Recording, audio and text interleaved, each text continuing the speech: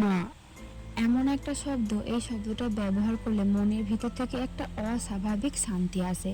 মা এমন একটা মানুষ যে যার কাছে যত আবদার করে না কেন, সেই আবদারগুলো মেটাতে উনি কোনোদিনও ক্লান্ত হয়ে যায় না। যত রাগ অভিমান সবকিছু এই মানুষটার কাছেই চলে, কিন্তু মা কোনোদিনও কারোর উপর রাগ বা অভিমান কিছুই করতে পারে না। সকাল থেকে সন্ধ্যা সবার সব ইচ্ছে সেই রান্নাঘরেই মেটাতে থাকে, কিন্তু তারও যে কিছু ইচ্ছে থাকে সেটা বোঝার মতো কোনো মানুষই থাকে না।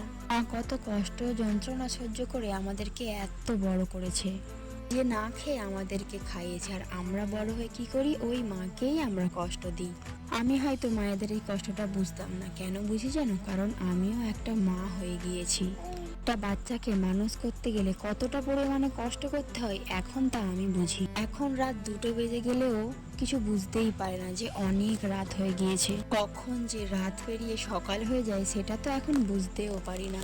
কে খাওয়াতে, ঘুম পাড়াতে নিয়ে সারাদিন ঘোরাতে ঘোরাতে আমার তো অভ্যাসে পরিণত হয়ে গিয়েছে। মাঝে মাঝে মনে হয় আমার মেয়েটা যে কবে বড় হবে, কিন্তু মনে মনে খুব ভয় পাই। আমার মতো করে আমার মেয়ে যদি আমাকে কষ্ট দেয়, যেভাবে আমি আমার মাকে কষ্ট দিয়েছি, জানি না আল্লাহ আমার নসিবে কি রেখেছে, কিন্তু আল্লাহর কাছে দোয়া করি না যেন আমার মেয়ে আমাকে কষ্ট দেয়।